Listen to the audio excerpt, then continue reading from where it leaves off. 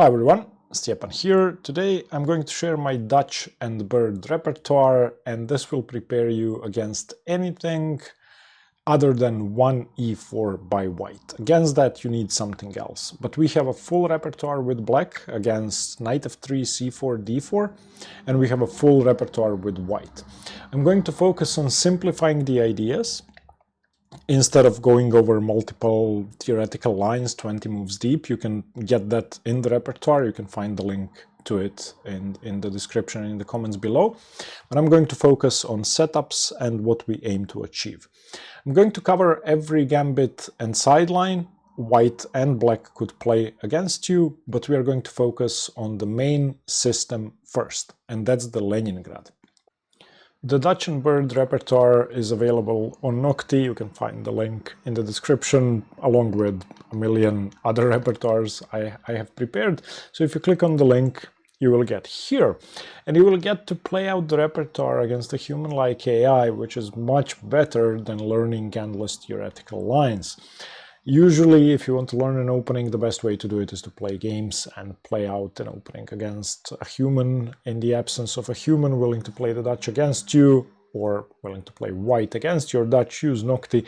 Nocti is going to be giving you immediate feedback. You can choose its strength. Let's say blitz game, I want to play black. And Nocti is going to, okay, it plays the English on the first move. Nocti is going to try to trick you like a human, which is great, much better than playing an engine, and it's a great way to learn an opening. If you decide to go premium on Nocti, although you can do a lot for free, use the code Hanging Pawns to get a massive 64% discount.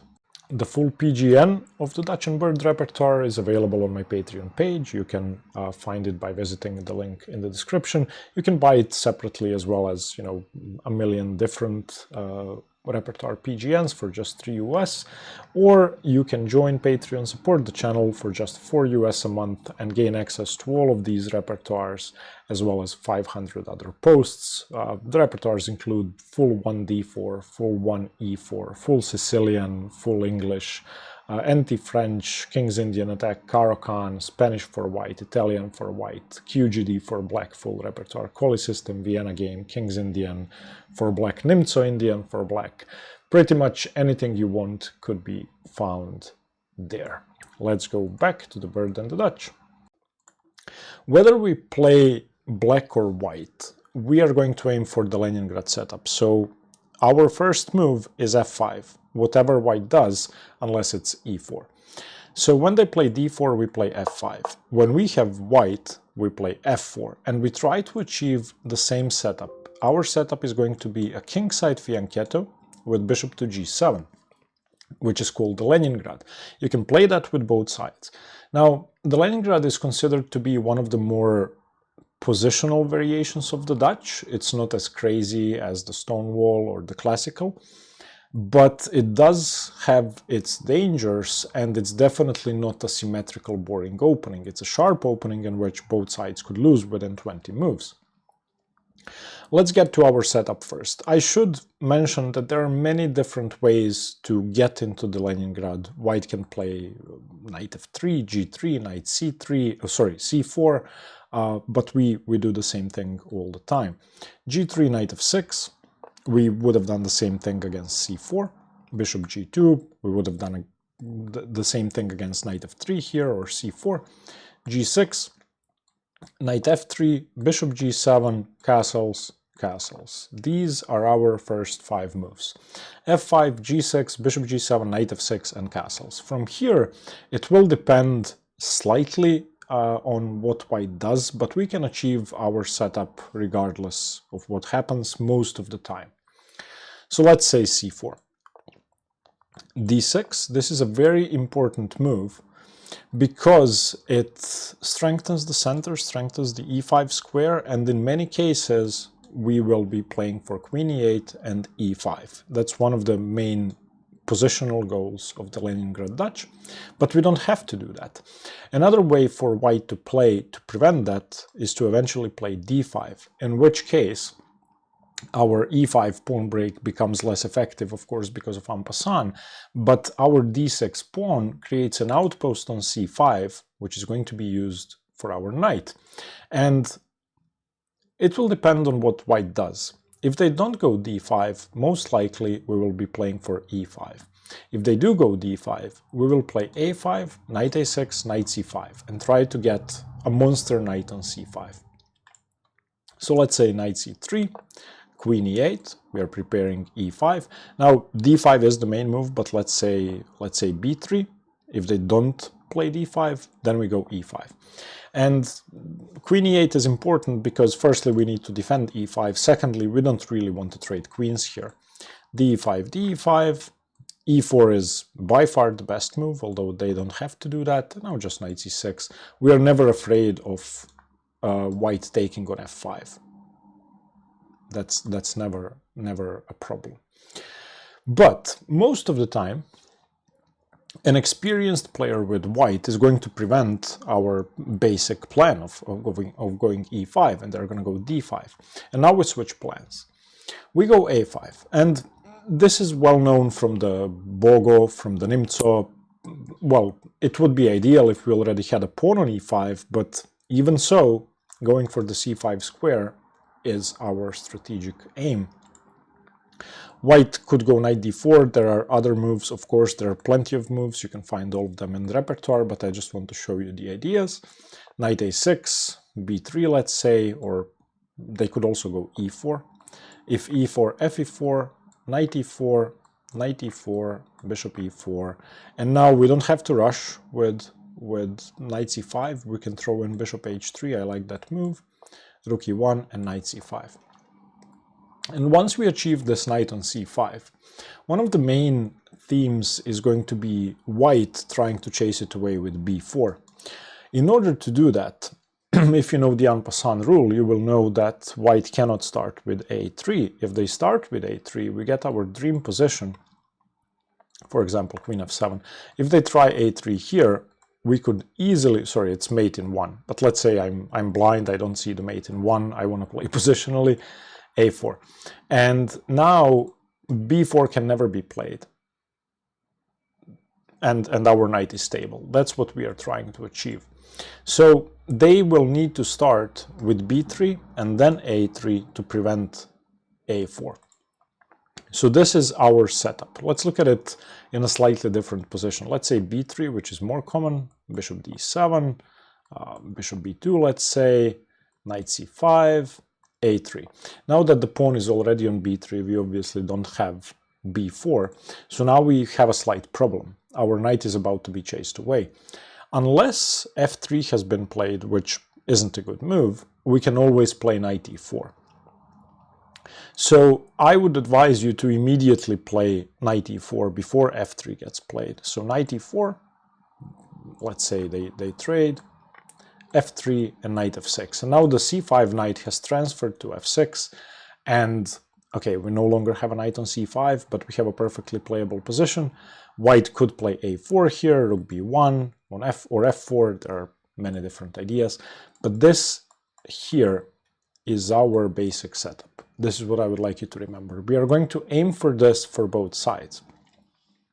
There is a very interesting dynamic in the Dutch and Bird repertoire when it comes to playing white, where you are up a tempo, but sometimes that hinders you. And this setup is going to be the worst case scenario with white. You will always be able to achieve that. But in many cases, you will be able to play e4 as white much quicker than you were able to play e5 here. We will get to that. So that's the Leningrad. The basis of our repertoire is the Leningrad.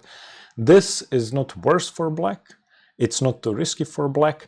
It's extremely imbalanced. So as you gain experience, you're going to be crushing low-rated players, and high-rated players are going to get confused because you know a lot of stuff. Now, before we get into our white repertoire, I want to go over every single deviation in the Dutch that doesn't go into our Leningrad repertoire. Probably the most important one is the Staunton Gambit, so we are going to start with that. White plays e4. Now, I have tried to simplify every single deviation in order for you to be able to play it very quickly. So I'm going to recommend a relatively simple repertoire against this. Firstly, we take knight c3, knight f6, and bishop g5. The idea is to, just win the pawn. And we are going to play the move knight c6. Instead of bishop g5, white can also play f3, again, in the repertoire. Knight c6, d5, knight e5. And in this position, white normally doesn't take on f6. That's not a good idea. If white takes on f6, we play ef6, and if they take this pawn, we simply go f5, and the knight must move back, and we have bishop c5. And black is significantly better here. On GM level, I would say that this is even winning for black, because we get to castle quickly, d6 developing, f2 is weak, the queen is coming in, very, very scary position. So normally, white does not take. White either plays queen e2, putting pressure on the pawn, or queen d4, putting pressure on the knight and the pawn. I think queen e2 is slightly more popular, although both moves are fine. Queen d4 should not concern you. You go knight f7, and it's with tempo on the bishop, so bishop f6 is now basically forced. ef6, knight e4, and f5. This is the key idea in our anti-Staunton repertoire. We chase the knight away with f5 as soon as it captures on e4. And once the knight comes to c3, we now play a seemingly strange move, a move that has never been played before. People have played g6 3 times in this position. The rook's defended by the knight, but we're going to go c5. And on c5, if this is taken en passant, then, we just recapture with the d-pawn, and, or sorry, even with the b-pawn. I don't even know what the engine prefers. The engine prefers d takes, but b takes is interesting because you prepare d5. Still, d takes is better. Seems like a very clean position with the bishop pair. So on c5, white shouldn't take. Let's say queen d2, and now we go bishop d6, and on knight b5, we castle. And let's say white castles queenside. I think this is a very comfortable position. For the moment, the material, of course, is equal, and we can lose the bishop pair if they take on d6. But the engine actually prefers black slightly after a move like queen f6. When white takes on d6, we're going to have a knight sitting on d6, controlling these two squares and supporting a very natural queenside pawn advance with b5. So whether white should take on d6 or not, I don't know, but I would always take black here. So the Staunton really isn't a problematic opening if you learn knight c6, knight e5. If they go queen e2, well, we still go knight f7, they still take on e4. But now, since the queen isn't on d4, we can throw in bishop b4 check. And on c3 we can just go bishop e7. And the reason we throw in bishop b4 check is because if white's going to castle queenside, which seems very likely, having a pawn on c3 is not good. Their queenside is less safe. So Staunton, no issue at all. Raphael Dutch is one of my favorite ways to play against the Dutch with white. You go knight c3, and the idea is to prepare a quick queenside castles with bishop g5. The queen comes out somewhere, and then you want to crush them. So knight f6. And after bishop g5, e6 is already a bad mistake, in my opinion. It's a playable move according to the engine, but e6 allows complete destruction of your kingside with e4. So we are going to play the more positional d5. And after d5, we take with the e-pawn, e3, bishop e6. And now this is a weakness. So eventually we're going to go g6. Our knight is going to go to c6, the queen is going to go to d7, and we are going to castle queenside. I played this once with white against an 1900 rated opponent.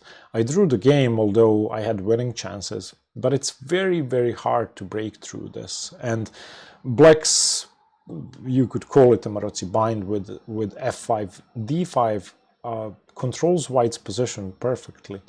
For example, bishop d3, knight c6, a3 preventing knight b4, queen d7, knight g2, g6. If white goes h4, undermining this, you can just castle queenside. It's really not a big deal. And if white doesn't go h4, if they just castle, then I recommend going h5 and starting an attack straight away. Something like knight a4 and h4 already seems scary. So I don't think white should be castling kingside very quickly. It's unlikely that the Raphael Dutch is going to be very sharp, but it could be. And it's mostly going to revolve around squares and targets, for example, f5 and c5 in black's position. So as soon as you learn d5 against the Raphael, you're never going to lose the game quickly. You're going to have a solid repertoire. Okay, the Hopton attack is a completely different story. Bishop g5. Very scary opening, multiple ways to play against it and multiple ways for white to play against this. If we stick to our Leningrad repertoire, which is what I wanted to do for this video, go g6. It's also the main move. White has multiple moves here. Knight d2, knight c3, e3, h4, which you could argue is the scariest move. But against all of them, we're going to try to do the same thing, quickly consolidate and develop. If they go h4, of course, the idea is to, at some point strike with h5. We go bishop g7, knight c3, and now we chase this bishop away with h6, bishop f4, and knight f6. And we have relative safety of our Leningrad, except that the pawn is on h4 for some reason, and the bishop is on f4. So after something like e3, d6, e3, d6, I like this version of the Leningrad. Queen f3, castles, let's say bishop c4 check, e6.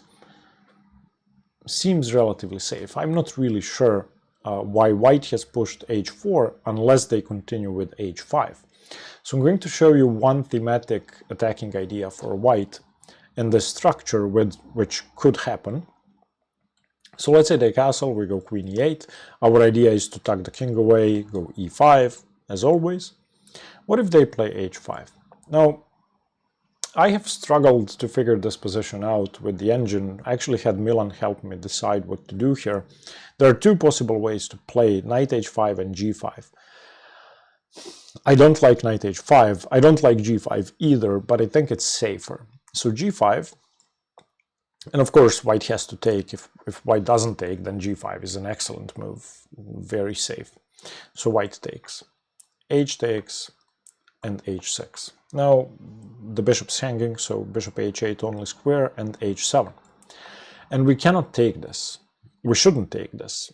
So we play king g7. And it seems slightly odd to have our bishop blocked in like this, but we are up a piece, and we are going to go queen g6, after which taking is going to be much safer.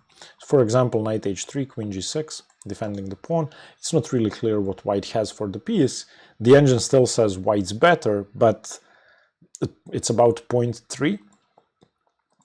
And white, according to the engine, should continue with rook dg1. And just knight c6, continue developing. Maybe queen e2, preparing a pawn storm. Don't rush taking this pawn, there's no need. Something like e5 is definitely fine. Now the engine changes its mind and likes black. So after a long research, I concluded that this position is great for black, because if we manage to play something like bishop d7, rook a8, bishop e6, we no longer have trouble with our king, and we can slowly start running away towards the queen side, in fact. And, then play bishop g7, rook h8, take the pawn with the rook, and we're just up a piece. If we manage to move our king to the queen side, we're up a bishop. So that's h4, probably the scariest variation against g6. I mean, it's a direct attempt to punish g6. Most people, though, are going to go knight c3, and this is far less scary. Bishop g7, white goes e4, fe4, knight e4, and d5. This is just fine. Knight c5, we go b6, chasing the knight away, knight b3, and knight h6. The reason we go knight h6 is to be able to go knight f7, preparing e5, chasing the bishop away. So say knight f3, knight f7, bishop h4, castles. If the bishop had gone somewhere else, e5 immediately becomes playable. But this is just perfect. The bishop is very flexible, could go to b7. Doesn't have to go to b7. The knight's coming to d6, controlling all of these squares or helping prepare e5. The other knight could come to d7 and f6, controlling e4. This is a very rich position in which I honestly think black should be better. The engine says equal, but this seems very promising to me. So the Hopton, not a big deal. London system. Now, I've prepared a full video on the London against the Dutch from White's perspective. I would advise you to watch that. By the way, I would also advise you to watch the full Dutch playlist on the channel. A full video on the Leningrad is going to be very helpful in the context of this repertoire. But against the London, I'm going to recommend the simple setup, a 3-step setup that should be enough to get a comfortable position every time. And the first time I faced this, I had white and I was playing against a Slovenian FM 2350. We drew the game and I played well, but I was really on the back foot for a long time because of what he did. And I'm going to recommend the same thing. So knight f6, excuse me, e3. White can also go c3 or knight f3. It doesn't really matter. White's going to go play his London system moves. Against the London, we don't play the Leningrad. Although you could if you want to keep your repertoire identical. We go e6, and the knight f3, we go b6. Now, the downside of the London is that white isn't challenging the h1 a diagonal, so we are going to do that. In the Dutch, that's a very thematic setup. Bishop e2, bishop b7, castles. So part 1 of our setup, e6, knight f6, part 2, b6, bishop b7, and part 3 is bishop d6. This, according to the engine, is one of the best moves, and white should not trade. If white trades, then we strengthen the e5 and the c5 squares, and white's only source of play is c4 basically. If they go c4, we go d5. And after knight c3, we take on c4, bishop c4, and knight c6. And we're covering e5, we're controlling e4 perfectly, we can simply castle. d5 is the only issue in this position, as far as I'm concerned. Knight b5, knight d6 is also slightly problematic, but after knight d6, we have the resource knight a5. And of course we give away the bishop, but that's okay. Now our knight is coming to d6. So if white knows a lot, they could snap off the bishop on b7.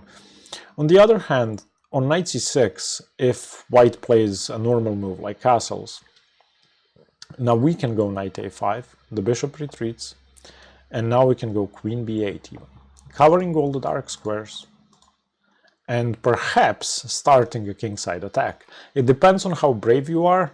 I would recommend that you castle. Well, let's say okay, c1. I would recommend that you castle, but you can go crazy with rook g8. The engine says this is a bad idea, but I've won some games online with this plan. It's not a bad plan. Queen, bishop, knight, and the rook is coming into the game. Seems very scary. Another idea is simply to go g5 now, and after knight g5 to go rook g8. Now I'm going to include this in the repertoire just so that you can get an idea of what's possible. It's bad according to the engine, but it's very hard to defend against. For example, knight f3, knight c6. There's going to be constant pressure here, always. And your king is always going to be unsafe, which is why the engine says you're worse. But the point is, we play this 3-step idea against the London. Bishop on b7, bishop on d6, knight on f6. If they don't take, we take on f4. And we play knight e4. The main idea of knight f6 and bishop e4 is to fight for the e4 square. And when white has this London triangle, it's very easy to do that. It's unlikely they will have time to play f3. So from here, let's say knight c3, you can take. I like taking, ruining their pawn structure. This is, I mean, the engine says slightly better for white, but having this position with black means that white isn't playing the London system anymore, and they are out of their comfort zone. So I think mission accomplished. Moving on, the Krejcik Gambit is very, very easy. d4, f5, g4. I'm going to recommend a very simple setup. You take on g4. Now white has two moves, e4 and h3. e4 is the main line. Against e4 we go d5, and this pawn cannot be taken. If the pawn is taken, then black has a massive edge after queen d5 because the rook's hanging. So white goes e5 instead, and now you go bishop f5 defending the pawn. Eventually white has to go h3 to develop. When they go h3, you don't take, you go queen d7. One step closer to queenside castles. Let's say knight c3, knight c6, bishop e3, g6, preparing a fianchetto, hg, bishop g, knight c2, or sorry, excuse me, not knight g2, knight c2, and castles queenside.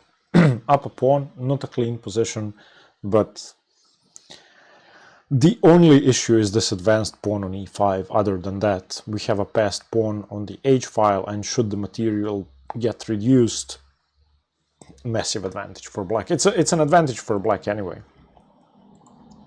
So the move e4 isn't scary. h3 I think is slightly better. Against h3 we go d5 anyway, defending the pawn, takes, bishop takes, and now queen d3. And white's idea is to go bishop h3 at some point and to prepare queenside castles. So in this position I like the move knight f6, and on bishop h3 takes, knight takes, and knight c6, and black stands very well. The engine says bishop g5 or knight c3 are the best moves, but it's almost -1. So h3, I don't know, I don't like it. Now, the Korchnoi attack. d4, f5, h3. You might be thinking, well, what the hell is this? It's basically the Krejcik Gambit, but prepared. h3 prepares g4, and we have one extra move to do our stuff. We could conceivably play d5 straight away, and that is the main move, but I like the move knight f6, and after g4 we don't bother taking this now, we just go d5. We go d5, and after this, well, gf5 is bad. Definitely c4 is playable, but not scary. I think the only scary move is g5. gf5, as I said, just take back. Now the knight goes to e4, and if white plays f3, this is completely busted because of knight g3. So it's not easy to chase the knight away. Most people are going to go knight f3. And now we need to play very, very concrete chess. It's possible to play e6 or even queen d6 and, you know, just develop. But by far the best move, giving black an almost winning advantage, is c5. Now, if c3, then, you know, just knight c6. I don't know, bishop f4, cd, cd, queen b6. It's all falling apart. It's winning for black. So against c5, white must play c4 in order to complicate things in the center. And after c4, we take on c4. White cannot take on c5 because we trade queens and recapture, so something like bishop g2. And now g6, very simple plan. Black has a close to winning advantage. According to the engine, it's winning, but for humans it's not that simple. So the Korchnoi attack really, nah. If you know what to do against it, not scary. The Alapin Variation and the Manhattan Gambit start with queen d3. And against queen d3, we need to defend the pawn, so we go d5. Now white has two moves, bishop f4 and g4. g4 is the Manhattan Gambit, also called the anti-Stonewall. We are going to take this, and when they go h3, you can notice that we are transposing to the position we just saw in the Krejcik Gambit and the Korchnoi. However, there's a way to continue here with g3, which I don't like, so I'm going to recommend simply playing knight f6. And after hg4, bishop g4, and we know this position, we have we have transposed. So not a big deal. The Manhattan Gambit, we're just going to transpose the positions we know. So what if they play bishop f4, trying to exploit the hole on e5 we have created? Now we have a London system in which we have pawns on f5 and d5, which isn't ideal. But okay, we go knight f6, e3, e6, knight f3, and once again we need to play a very sharp position. c6 going into a stone wall doesn't really work. e5 is too weak already, so we need to play sharply with c5. And once again, white needs to play c4. If they play c3, we go knight c6, and we have a great position.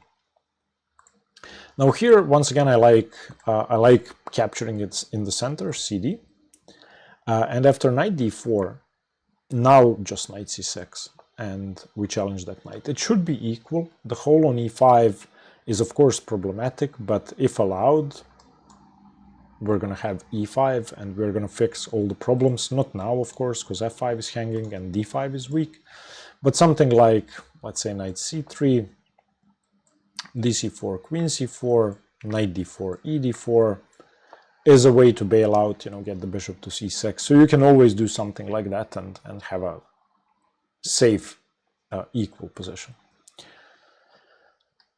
Now, before we move on to our white repertoire, I want to show you a few things that could happen if white doesn't start with d4. White can play knight f3 and white can play c4. So first of all, let's start with knight f3. Knight f3 will lead to the positions with d4 or positions with c4. So it will either be an English or a normal d4 opening against the Dutch, but there are two exceptions. So since I'm going to show you the English against the Dutch in a moment, I'm only going to show you the two exceptions here. Of course, if we go f5, of course, if white goes d4, we're just transposing, we're going to go for the Leningrad. But there are two exceptions. e4, the Leningrad Gambit, and d3 e4, which I don't think has a name, but the idea is similar. The idea is basically to get a From's Gambit with an extra tempo. So e4, Leningrad Gambit, similar to the From, of course, fe4, knight g5, knight f6, and d3. Okay, so d3, if we make a mistake here, I'm going to show you this, but this is not a part of the repertoire. If we take on d3, we're going to have a look at the From's Gambit in a second. This is the From's Gambit a tempo down, and black is completely losing. White makes the From's Gambit playable because white has an extra tempo. Before I go on with this, I'm going to show you that position. So f4 by white, e5 the From's Gambit, fe5, d6, e d6, bishop d6, knight f3. And in this position, they go g5. We have a knight on f3. If we go back to the Leningrad, in this position, after bishop d3, the knight is on g5. In this position, the knight is stuck on g8. It's not on g4. Huge difference. So in the Leningrad, if we go for this, we are losing. We need to, defend like this. The threat is knight takes followed by bishop g6 checkmate. So let's say you don't want to get mated, g6. Now there are two ways for white to win, either knight h7 followed by bishop g6 or simply h4, which is even better. After h4, our position is collapsing. Therefore, after knight g5, knight f6, d3, we cannot take this pawn. We cannot go into the From's Gambit a tempo down, so we must play e5. And from here, black is perfectly fine. Perfectly fine. This is going to resemble a King's Gambit of sorts. d4, bishop c5, I don't know, let's say bishop c4, queen e7, black is fine. The position is equal. Bishop f7 check, king f8, bishop b3. It's very important that you know this. It's unlikely we'll ever get this in tournament play, but you have to know it nevertheless. So knight f3, f5, if they go e4, you don't go into the From's Gambit, you don't take on d3, you go e5. And if they prepare e4, We start with knight f6, and on e4 takes, and now we can take. We can take, because after bishop d3, we have d5. And after d5, well, white can take, but we will hold on to that pawn. So for example, castles, knight c6, bishop e4, d4, knight g5, queen takes, rook takes, bishop f5. And if they start rounding up the pawn, we simply go g6. And after bishop g7, c2 and b2 are going to be extremely weak. And even though we're giving the e4 pawn back, c2 is going to fall or b2 is going to fall. So for example, knight g4, bishop g7, bishop f4, knight d4. Good luck defending this as white. This is, according to the engine, close to winning for black, and you can see that it's a massive advantage for black. So those are the two lines I wanted to show you with knight f3. Now, if white starts with c4, playing the English, we still play the Dutch. And white has two main first moves. If they ever go d4, excuse me, we're transposing to just a normal, excuse me, a normal Dutch. So let's assume that they don't. Knight c3, knight f6, knight f3, g6. We play the Leningrad against this.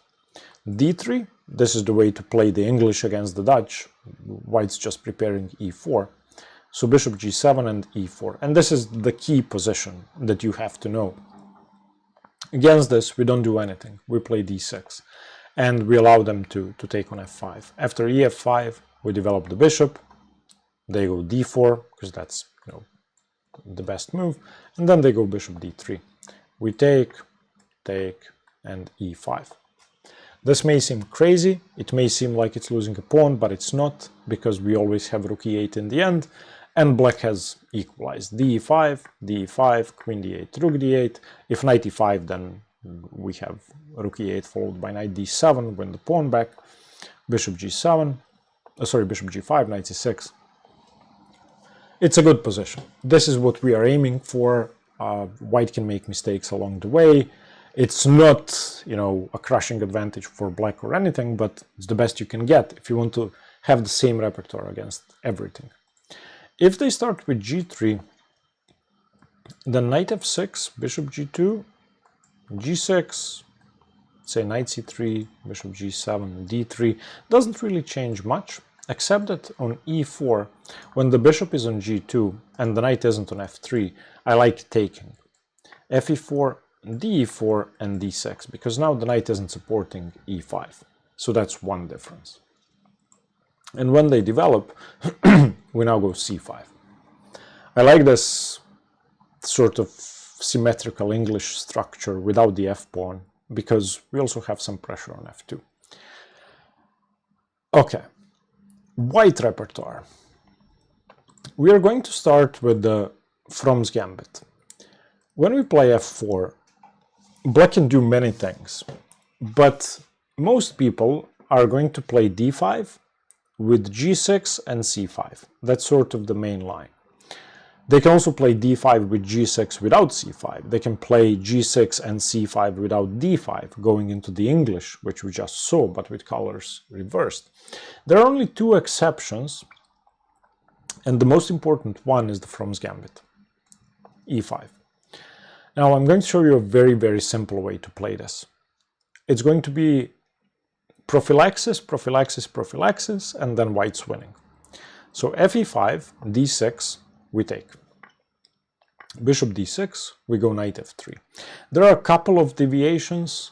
They are all covered in the repertoire, but almost everyone's gonna play the main line. And now they go g5.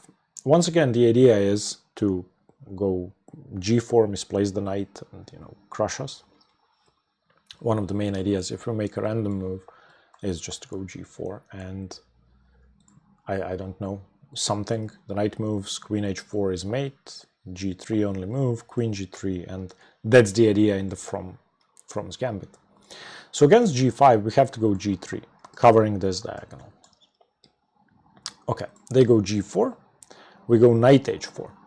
And if this knight doesn't move, if black doesn't get rid of this knight, then there is no way to justify giving up a pawn. So I've had many people play just random weak moves here. Knight f6, knight c6, I don't know, bishop e6. None of them work. If white manages to go d4 and either knight c3 or develop some other way, castle queenside, white just has an extra pawn and black's position is ridiculous. So black's only move is knight e7. And the idea is, of course, knight g6, getting rid of the knight. Once they get rid of the knight, g3 is going to be under pressure. Because we cannot allow knight h4 due to mate, with queen h4 mate, we're going to have to take on g6. When we take on g6, the h file is going to be open, therefore g3 is going to be hanging with mate. Imagine an open h file, no knight on h4, black plays bishop takes g3, check, we have to take and we lose the rook on h1. So we need to prepare to defend g3. The only way to do that is d4. Now when they play knight g6, we can exchange and parry bishop g3 with queen d3. Now we are almost safe. There are almost no tricks left. Knight c6, we need to defend the pawn because our queen is overworked. It cannot defend two things at once. Black's just threatening to take on d4 in many cases, so c3. Now there are no more tricks. That's it. That's the end. White has successfully refuted the From's Gambit. Bishop f5 is the most popular move, e4, queen e7 pins the pawn, bishop g2, perfectly fine. In this position, white has won 27% of the games, 54% were a draw, and white has a 0.7 advantage. It's just a great position. So learn these lines and you're going to be fine. The other exception to our Leningrad with white is the horsefly, knight h6. I've made a separate video on this. I would advise you to watch the video. The horsefly defense is very interesting. It mainly plays against stonewall setups because it prevents d4, e3 because of bishop f5, and white will be forced to trade off their best attacking piece, the bishop on d3. However, against our Leningrad setup, it's really not a big deal. Say d5, g3, g6, bishop g2, bishop g7, castles, castles, d3. Now, once again, if you remember our setup with black, white has a choice, play d4 or not play d4. If they don't play d4, well, we go queen e1 and e4, or e4 straight away. If they do play d4, we have a couple of options. Our main idea in the Leningrad is to go a4, but here we can actually do better than that. And I think undermining the center straight away before black develops the queen side is better. So c3. And black needs to maintain, and now e4. After d3, bishop e3. I like this weakness. I like the fact that b6 is unplayable. I think white stands well here. It's equal according to the engine, but there's really no reason for this knight to be on h6, which is why against the horsefly, I like playing c3 instead of a4, knight a3. And finally, our main repertoire with white, the Leningrad Bird. So f4, d5, knight f3, g6, g3. We do the same thing we did with black. Bishop g7, bishop g2, knight f6, castles, castles, and d3. c5. Now, queen e1, of course, is what we do. And once again, white has a choice. If they go d4, we do the same thing we did as black. a4, knight a3, knight c4. Simple. Very simple. If they don't play d4, we do the same thing we did with black. We go e4.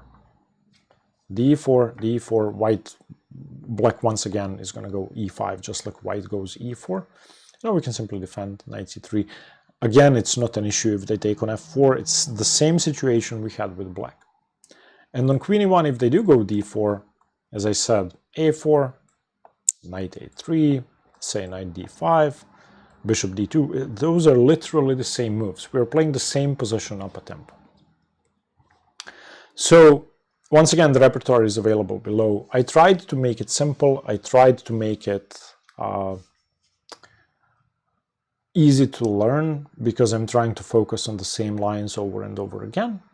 If you want a repertoire that covers everything other than e4, it's very sharp, very interesting, and that no one will expect, I think this is a great choice. It's viable for tournament play as well as online play, and it's great on any level. Thank you for watching. Let me know what you think, and stay tuned for more chess. Bye-bye.